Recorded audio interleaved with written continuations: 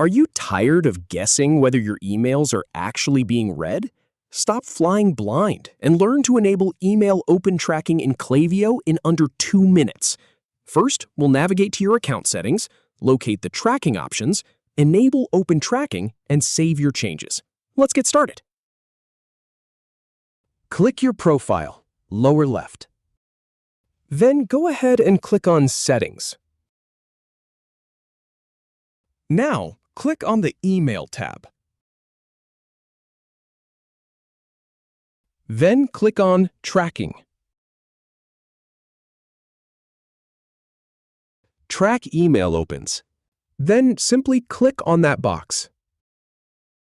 Finally, click Save, and you're all set. Happy tracking! If you have any feedback or if any info is inaccurate, please leave a comment below. We'll do our best to answer or redo the video if needed. Thanks for watching.